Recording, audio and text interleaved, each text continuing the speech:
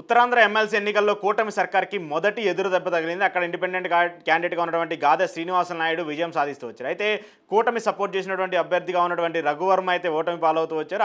ఆయనకి సంబంధించి ఇటు జనసేన, టీడీపీ, బీజేపీ వీళ్ళిద్దరూ కూడా చాలా పెద్ద ఎత్తున ప్రచారం చేస్తూ వచ్చారు. వాళ్ళ అభ్యర్థిని గెలిపించాలంటూ కూడా ప్రచారం చేసినటువంటి నేపథ్యంలో ఉద్యోగులు మాత్రం ప్రభుత్వం మీద కొంత వ్యతిరేకతగా ఉన్నారనేటువంటి అంశాన్ని మాత్రము ఈ ఎన్నికల్లో కూటమి అభ్యర్థిని ఓడించడం ద్వారా మనకు అర్థమవుతూ వచ్చింది. ఎందుకంటే కూటమికి సంబంధించి అధికారంలోకి వచ్చినటువంటి మొదటి 10 నెలల్లోనే జరుగుతున్నటువంటి కీలక ఎన్నికలు ఇవి. ముఖ్యంగా ప్రభుత్వానికి సంబంధించినటువంటి పనితీరుపైన, ప్రభుత్వానికి సంబంధించినటువంటి అంశం మీద, ఉద్యోగులకు సంబంధించిన అంశాల మీద, వాళ్ళు వేసేటువంటి ఓట్ల మీద డిపెండ్ అయి ఉంటుంది. కాబట్టి దానికి సంబంధించి కూడా ఒక పెద్ద ఎత్తున చర్చ అయితే జరుగుతుంది. దీనికి సంబంధించి కూటమికి వ్యతిరేకంగా వస్తే మాత్రం ప్రభుత్వానికి సంబంధించి మొదటి సంవత్సరంలోనే వ్యతిరేక గాలి వీసిందనేటువంటి ఒక అంశం అయితే మనకు కనిపిస్తుంది. దానికి సంబంధించి చూసుకుంటే ఇప్పుడు ఉత్తరాంధ్రకు సంబంధించిన ప్రాంతానికి సంబంధించి ఈ గ్రాడ్యుయేట్ ఎమ్మెల్సీ ఎన్నికలకు సంబంధించి చూసుకుంటే అక్కడ కూటమి అభ్యర్థి ఓడిపోవడంతో అలాంటి చర్చ నిజంగానే జరుగుతుందనేది కూడా మనకు అర్థమవుతుంది. అయితే ఇక్కడ ఇండిపెండెంట్ క్యాండిడేట్గా ఉన్నటువంటి గాదె శ్రీనివాస నాయుడు ఆయన విజయం సాధిస్తూ వచ్చారు. కూటమి అభ్యర్థిగా ఉన్నటువంటి వ్యక్తి అయితే రఘువర్మ మాత్రం ఓటమి పాలయ్యారు. అక్కడ పీడీఎఫ్ అభ్యర్థిగా ఉన్నటువంటి కోరట్ల విజయ గౌరి మాత్రం ఆమె కూడా కొంత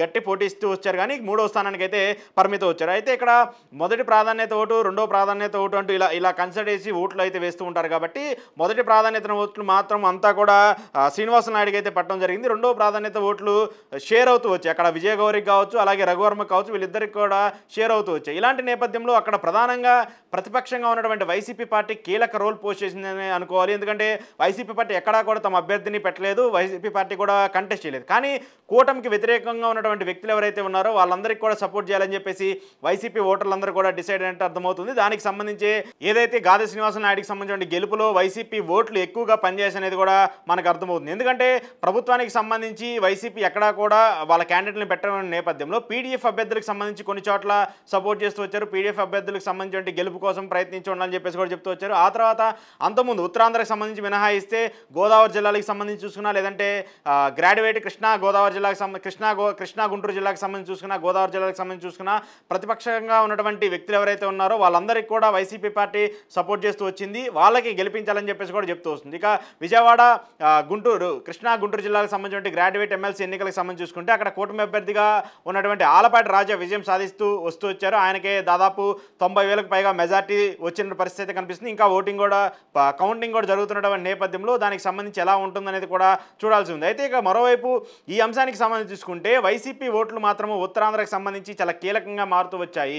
అక్కడ ఉన్నటువంటి ఓటర్లందరూ కూడా ప్రభుత్వానికి వ్యతిరేకంగా కూటమికి సంబంధించినటువంటి వ్యక్తులు ఎవరైతే ఉన్నారో వాళ్ళకి వ్యతిరేకంగా ఓట్లు వేస్తూ వచ్చారు. ఇక్కడ ఉద్యోగులకు సంబంధించి చూసుకుంటే ఉద్యోగులకు ఏదైతే ఎన్నికల్లో కూటమి సర్కారు హామీ ఇచ్చిందో, పీఆర్సీకి సంబంధించి కావచ్చు, లేదంటే పెన్షన్కి సంబంధించి కావచ్చు, మిగతా అంశాలకి సంబంధించిన ఇష్యూస్లో కూడా ప్రభుత్వం వాళ్ళకైతే హామీలు ఇస్తూ వచ్చింది. వాళ్ళకి ఖచ్చితంగా అధికారంలోకి వచ్చినటువంటి 6 నెలల నుంచి సంవత్సరం లోపే వాటిని పూర్తి చేస్తామని చెప్తూ వచ్చారు. గ్రాట్యుటీ పెన్షన్ స్కీమ్ కింద, జీపీఎస్ కింద కూడా వాళ్ళకి సంబంధించి ఖచ్చితంగా గతంలో జగన్మోహన్ రెడ్డి సర్కార్ ఏదైతే తెచ్చిందో దాన్ని తీసి కొత్త స్కీమ్ని తీసుకొస్తామని చెప్పేసి కూడా చెప్తూ వచ్చారు. సో ఇలాంటి పరిణామాలన్నీ చూస్తూ ఉన్నటువంటి నేపథ్యంలో కూటమి సర్కారుకి సంబంధించి ఏదైతే ఎన్నికల్లో హామీలు ఇవ్వడం కావచ్చు, లేదంటే ఉద్యోగులకు సంబంధించిన అంశాలకు సంబంధించి కావచ్చు, ఇవన్నీ కూడా ప్రభుత్వానికి సంబంధించి వ్యతిరేకంగా పనిచేశాయి అనేది కూడా చెప్తూ ఉన్నారు. ఇక మరోవైపు దీనికి యాడ్ ఆన్గా వైసీపీ ఓట్లు కూడా యాడ్ అవడంతో అక్కడ ఇండిపెండెంట్ అభ్యర్థిగా ఉన్నటువంటి శ్రీనివాసులు నాయుడుకి సంబంధించినటువంటి గెలుపు కూడా పూర్తిగా ఆసక్తి అయితే మారినటువంటి పరిస్థితి కనబడుతుంది. సో ఆయన గెలుపు కూడా ఈజీగా అయినటువంటి సిచ్యువేషన్ కూడా మనం చూస్తామచ్చు. అయితే కూటమికి సంబంధించి అక్కడ ఉన్నటువంటి ప్రధానంగా ఉన్నటువంటి అచ్చెన్నాయుడు